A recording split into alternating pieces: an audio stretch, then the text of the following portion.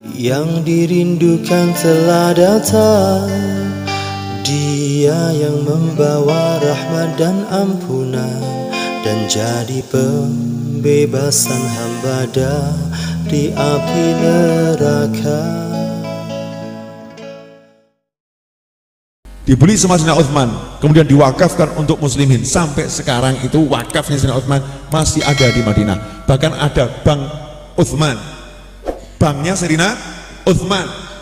Di Arab Saudi sana ada bank Sayyidina Utsman, itu kekayaannya Sayyidina Utsman yang diwakafkan untuk muslimin, yang membiayai haji dan lain sebagainya.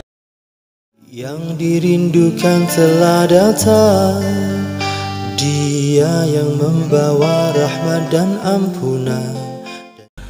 Habib juga begitu, pakai dijelaskan masalah ini, mestinya kan nggak usah dijelaskan. Sayyidina Abu Bakar begitu, Sayyidina Umar bin Khattab, coba lihat mertua Nabi Muhammad SAW, Sayyidina Umar bin Khattab radhiyallahu anhu, sekaligus menantunya Ali bin Abi Thalib karramallahu wajhah. Bagaimana Sayyidina Umar? Coba lihat di Sahih Bukhari, Sayyidina Umar itu sampai membuat janji sama tetangganya, yuk kita gantian ya, satu hari kerja, satu hari belajar. Hari ini saya kerja, kamu yang belajar. Nanti malam ketemuan, kita ngobrolkan apa yang diajarkan Rasulullah. Kalau kamu yang lagi belajar, terangkan ke saya. Besok giliran saya belajar, kamu kerja. Sehari kerja, sehari belajar. Sehari kerja, sehari belajar. Saya mau nanya, ini berarti perhatian enggak sama kerja? Perhatiannya luar biasa. Makanya Sayyidina Umar bin Khattab ketika jadi khalifah, baca dalam kitab Ihya Ulumuddin. Makanya baca tuh kitabnya Imam Ghazali, Ihya Ulumuddin. Man lam qara Ihya malu haya. Siapa yang nggak pernah baca kitab Ihya nggak punya rasa malu, kata para ulama. Jangan pernah baca belum? Wah, berarti nggak punya rasa malu. Canda.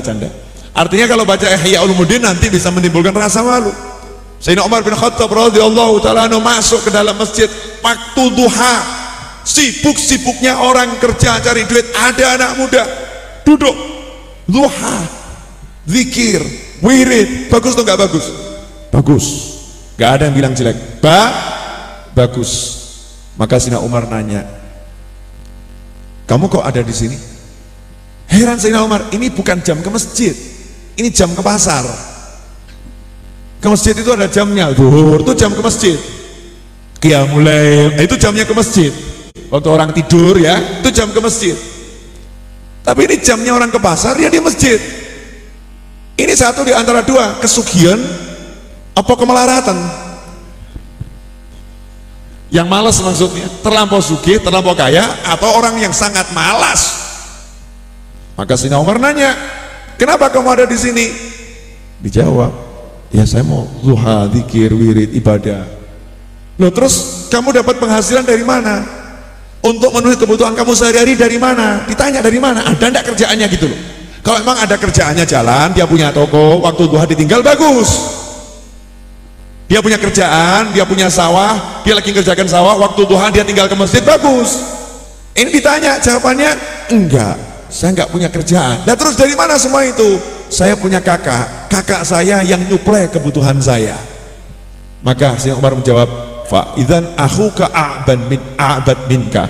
Kalau begitu kakakmu itu lebih ahli ibadah dibanding kamu.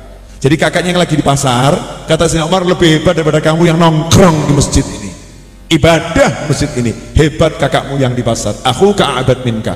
Karena khalifah nggak mau jamnya untuk kerja kok dipakai untuk duduk-duduk di masjid.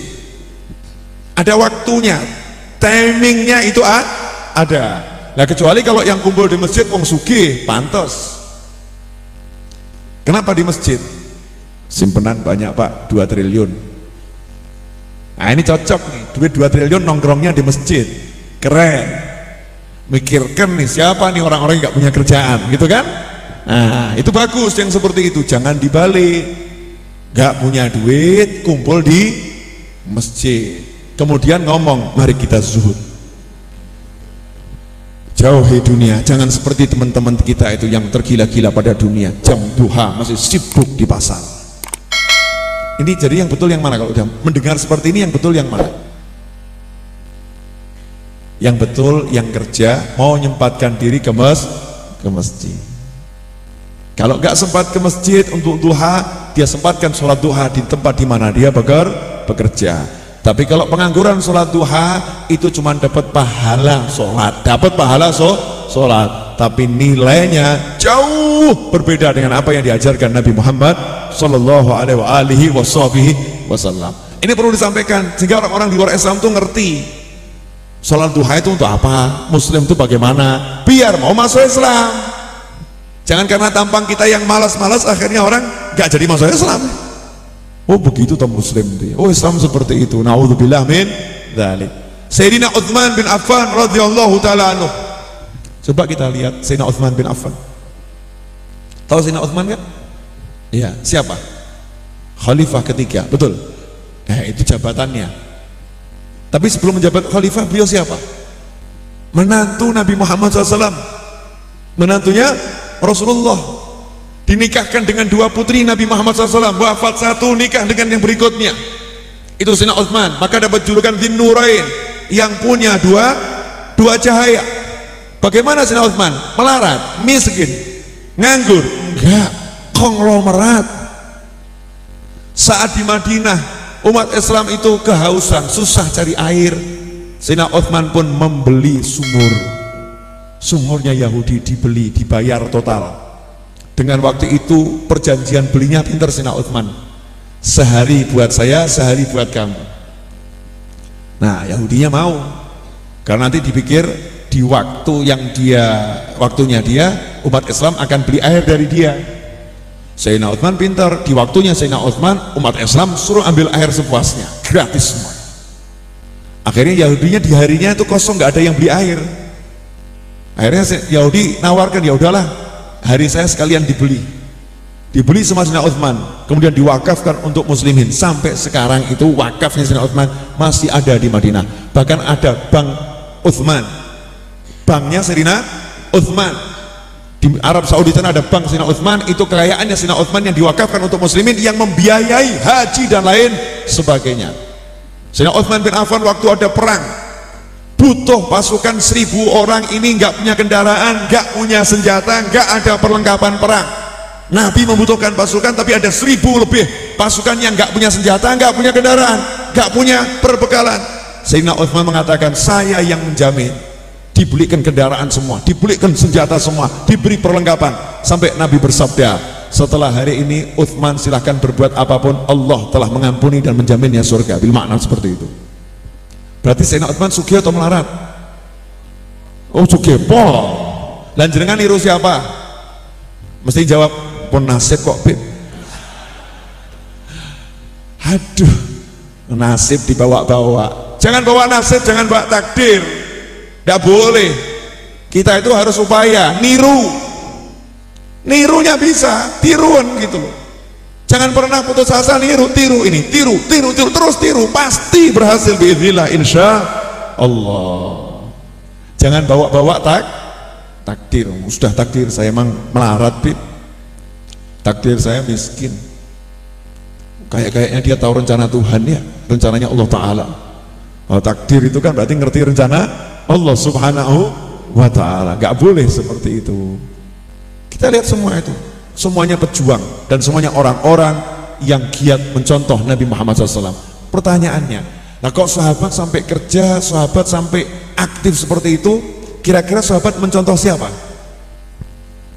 Nah kalau nabinya duduk di masjid terus, sahabat akan duduk di masjid terus.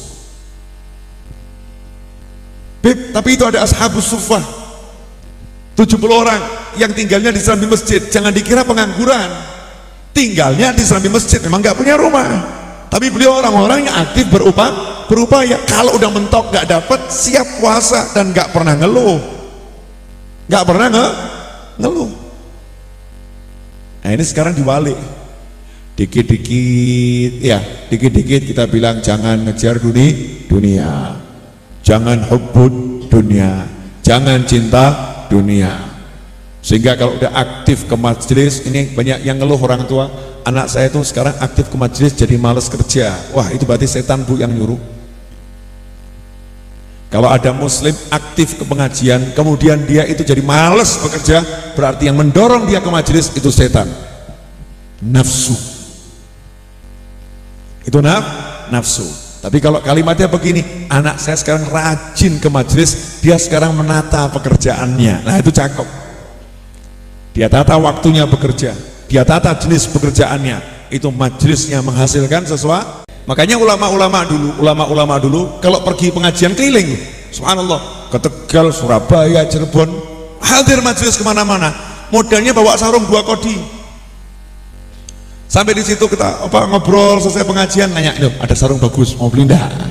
Enggak apa-apa, kerodon jenengan bawa sarung dari rumah boleh. Bawa 1 kodi, bawa 2 kodi, rampung, buka dasar di situ. Tapi ikut ngaji loh ya. Ikut ngaji, buka dasar di situ.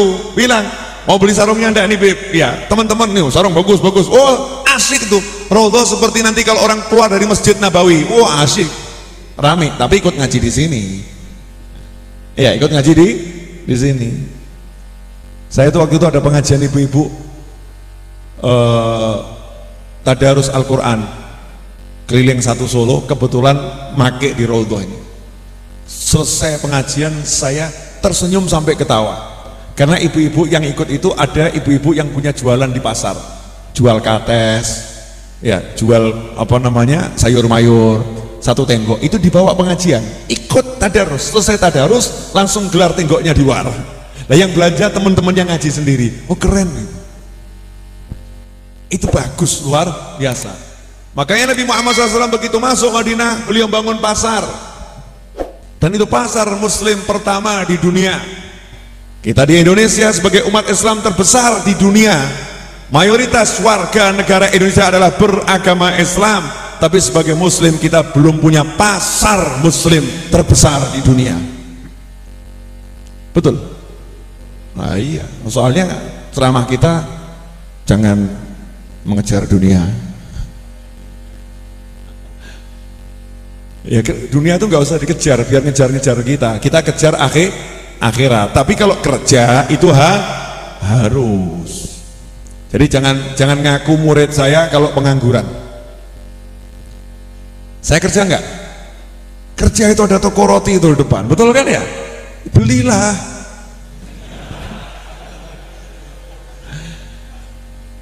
Ya di Habib saya kerja enggak? Kerja itu Habib saya itu jual CD, jual kopiah, jual tasbih, sebagian dagangannya ikut saya jualkan di toko di depan itu. Itu banyak dagangan Habib saya di situ.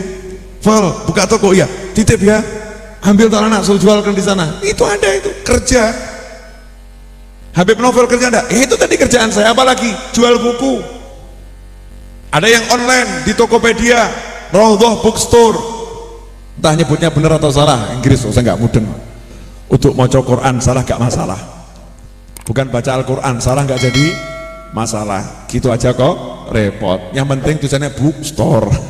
Bacanya apa? Wallahu a'lam. Saya ini Jawa asli, kalau lidahnya nggak seperti Inggris ya wajar-wajar saja. Dan saya nggak mau capek-capek belajar lidahnya seperti orang Inggris, nanti ngajinya nggak fasih saya. Mending lidah Jawa. Jual buku.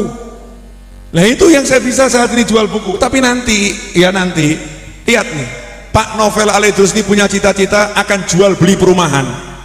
Oh iya, enak men. Kudu sugih. Oh amin. Walaupun saldo 150.000,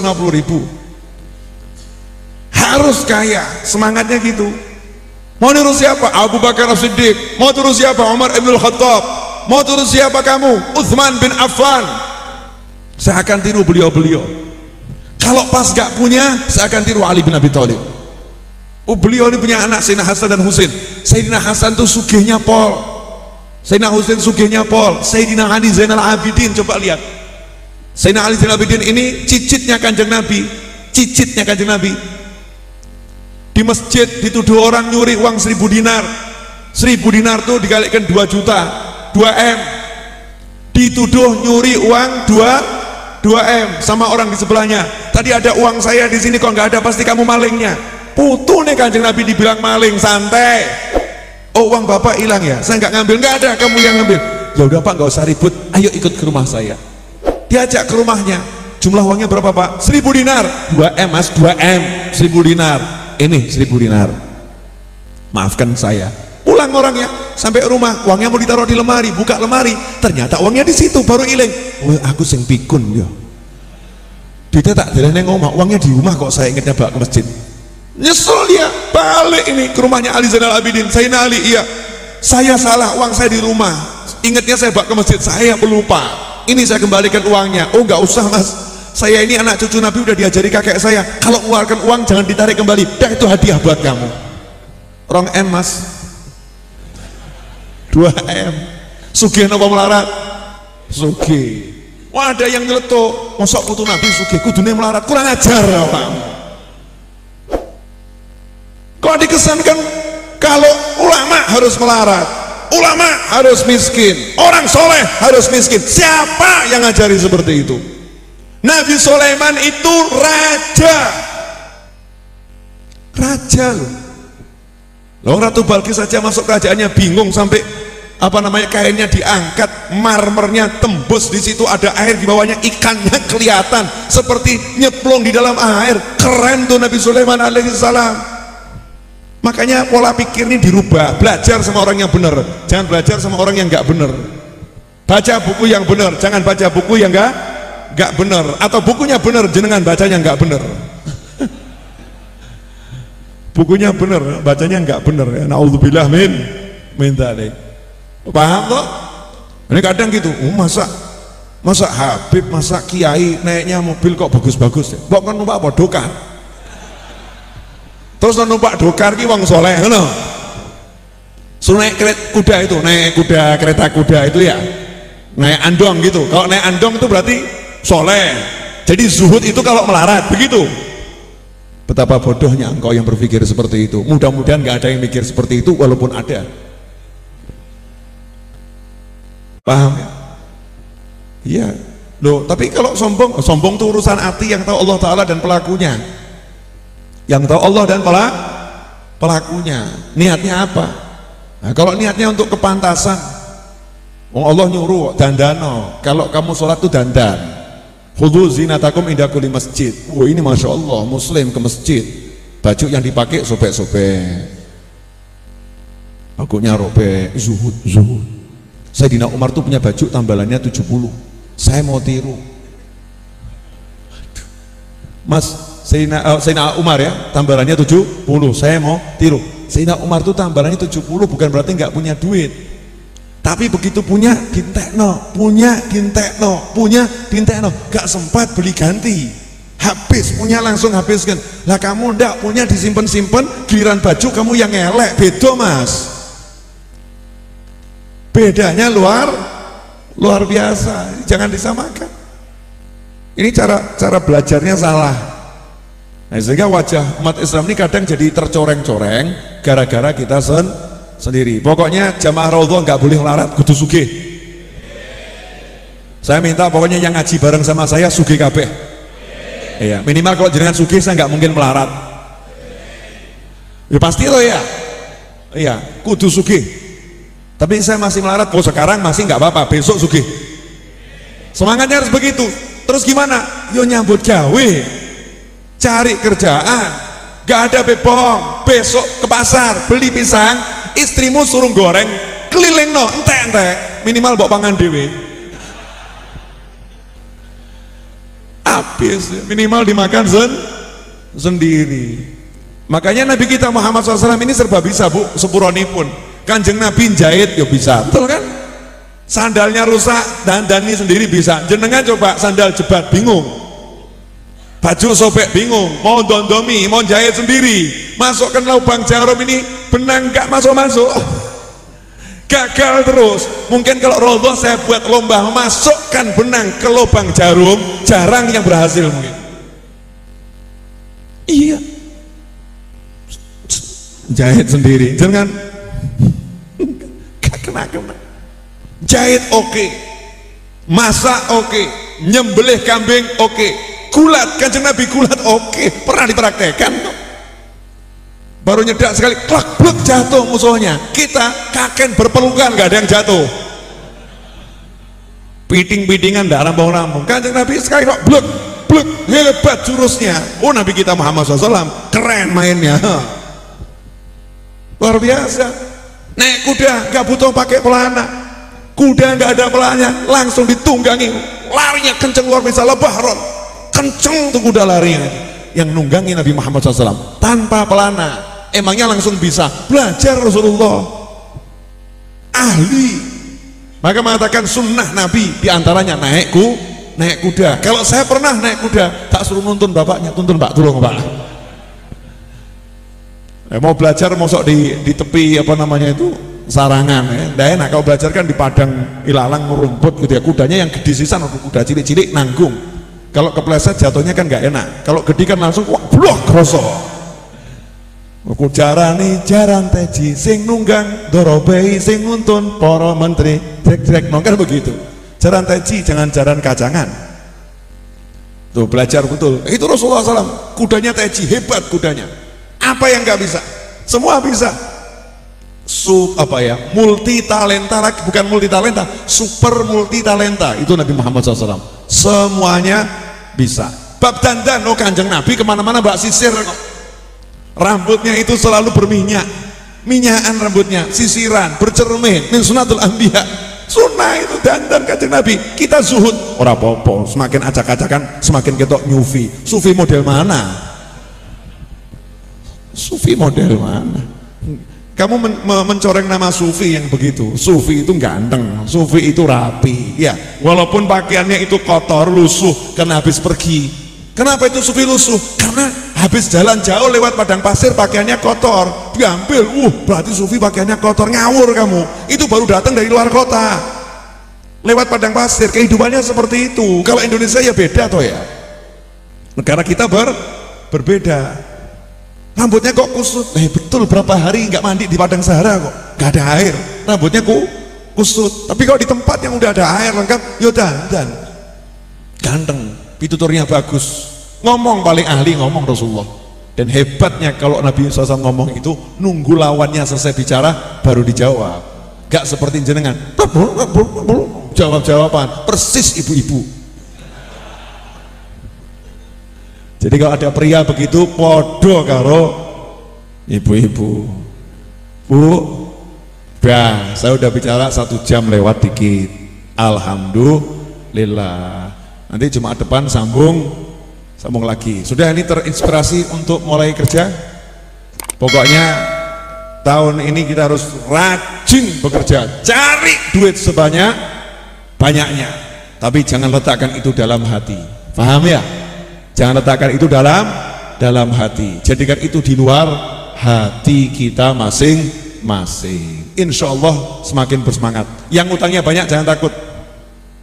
Beb, tapi utang saya banyak. Oh, coba pikiri utang, mau pikiri tambah nambah utang. Jangan dipikiri utang, mikir bayar saja. Ya, mikir bayar ditambah mumet, Beb, karena nggak ada yang buat bayar. Yo, coba pikir. Terus bagaimana? Ya udah, zikir sama pikir kemudian kerja. Fikir bagaimana? Fikir mau kerja apa itu? Apa yang bisa dikerjakan? Jalankan. Jangan nunggu laku. Beb, saya jualan motor, enggak laku-laku. Ya jualan murah. Nah, Beb, tapi kan rugi ora apa-apa. Rugi sekarang, tapi bisa berputar uangmu. Nanti dapat untung bulan depan. Jangan mikir rugi, di eman-eman kabeh. Ini Beb, eman-eman Beb. Ini eman-eman. Jenengan tuh eman-eman sama barang, nggak eman-eman sama hatinya, sama pikirannya kok. Pilih mumet timbang barangnya laku. Bodoh apa pinter ki? Pol. Iya itu bodoh pol. Saya waktu itu pernah butuh duit buat bangun nih, butuh duit. Ya kan butuh duit. Nggak ada uang, ada mobil baru beli. Saya jual. Habib, ini kalau mau dapat harga bagus diiklankan dulu, nanti sampai datang pembeli insya Allah dapat harga bagus. Mas lah butuh mas, nanti ini diiklan sing cocok, tawar-tawaran mumet. Sayang loh Beb, kalau dijual ke showroom nanti harganya turunnya sekitar 150 juta. Ora popo, tapi laku jualan saya ini ruginya 150 juta Beb. Beb, 150 ben sing duwe aku lho. Ngeyel. Beb, 150. Iya biarin. Mau 200 juta ruginya enggak jadi masalah. Beb, itu duit ora kertas. Saya nggak pernah nyawang itu duit, itu kertas. Kok bisa begitu, gimana Beb? Loh, saya udah make kok, udah saya buat pengajian sekali, buat saya itu nilainya sudah cukup. Saya beli mobil misal 400 juta, saya buat pengajian sekali, terus saya jual harga 1 rupiah, buat saya udah untung, karena mobil itu udah buat saya bisa masuk surga, bisa dihargai. Buatnya dia masuk surga itu kalau 400 juta kan ya murah toh ya, murah, udah menguntungkan buat saya. Jadi nggak mau tak pikir lagi, sekarang mau saya buat lebih menguntungkan apa? Tak dadekno bangunan, dadekno majelis. Lah besok gimana Beb? Besok urusannya besok, urung tentu urip kok bingung awakmu. Oh nyatanya alhamdulillah ya, dapat dikasih Allah gantinya, dikasih Allah gantinya, dikasih Allah gantinya, kan begitu terus. Halo, kok gampang ya? Gampang. Beb, utang saya banyak Beb. Terus punya rumah enggak Mas? Punya. Dolen. Beb, maaf Beb, barusan ngomong dolen. Terus saya tinggal di mana? Ngontrak. Atau kamu beli lagi? Lu bagaimana? Yalah, kamu rumah kamu di kota, yo desa titik, masuk ke desa sedikit, dengan uang sedikit kamu punya rumah yang besar, gak jadi masalah. Punya rumah besar, mobilnya bagus, ya mobilnya bagus. Agak ke desa sedikit, hidupmu enak, cuacanya bagus, udaranya seger, utang lunas, punya modal kerja. Besok kamu beli rumah di kota yang jauh lebih bagus dari rumahmu yang kemarin. Bahkan kalau bisa rumahmu itu kamu beli lagi dari orangnya. Oh, ngweden karo dunya. Jadi yang buat mood sebetulnya apa itu? Takut miskin, wedi melarat. Makanya orang Islam itu tidak boleh takut miskin, makanya punya semangat sugih. Halo, ini kok wajahnya lihat saya nggak enak semua, kenapa ini? Udah siap untuk berjuang? Nah, kalau bab sholat gak usah dibahas, sholat ya kudu sholat, ngaji kudu ngaji, ngaji harus ngaji, zikir harus zikir, itu gak usah dibahas. Tapi semangat untuk kerja nih loh, ini perlu dibahas. Udah semangat belum? Jangan ngeluh lagi sama saya ya, Beb, saya bayar utang kok angel, Beb, saya ilmunya udah cukup, bertahun-tahun saya ajarkan amal no.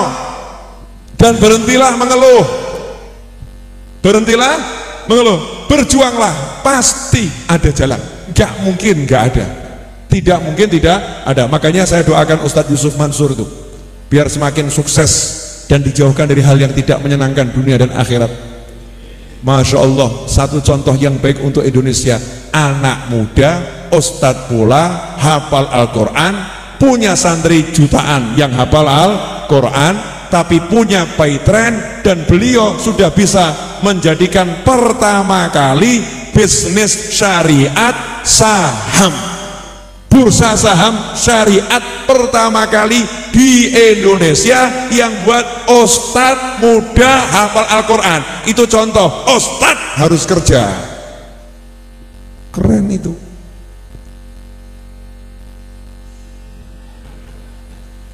Aku nak kok kota elek men aku ya. Udah jelas? Nah, dalam rangka bekerja, sekarang waktunya bekerja gitu. Saya mulai mencetak ulang lagi buku-buku saya. Di antaranya itu ada buku yang lama sekali udah saya terjemahkan, bukan karya saya tapi karya seorang ulama besar ya, yang kalau Rebu saya buat pengajian tuh, Idhah Asrar Ulumil Muqarrabin, rahasia ilmu para wali. Itu bukunya ada di luar sana. Harganya enggak murah, 100.000, tapi ya murah. Kenapa? Tebel, ya sangat tebel, sekitar 270 atau berapa, 208, saya lupa ya. Di atas 250 halaman dan ukurannya besar. Ukurannya besar. Isi buku itu menjelaskan rahasia ilmu para wali. Kalau jenengan paham buku itu, jadi wali. 1.000 jadi wali. Murah nopo larang? Murah. Cik mbok anggap larang berarti petut awakmu. Kalau itu dianggap mahal berarti pelit. Mau sudah apa namanya? Tinggal baca, bawa pulang kan selesai. Bahkan saya ngajarkan kalau Rebu. Tapi kalau Maulid ini kan kita pending dulu ya. Kalau Rebu saya ajarkan. Jadi buku pegangan. Jadi buku pegangannya insya Allah akan dipelajari terus dan dipelajari terus. Dan banyak buku yang lain. Itu bisnisnya Naufal bin Muhammad Al-Idrus. Bisnis yang saat ini Dulu saya pernah jual roti keliling dari H yang satu ke H yang lain. Bener itu. Sekarang bisnis buku. Dan tahun depan saya udah berencana akan bisnis properti. Harus. Insyaallah Jogja, Semarang, mana lagi ya? Bola. Lebih banyak yang diniatkan lebih bagus. Kan gampang, beli rumah satu yang orang mau jual, dandani dikit, ya. Kemudian dijual, nggak usah untungnya banyak-banyak, untungnya dikit, tapi setiap bulan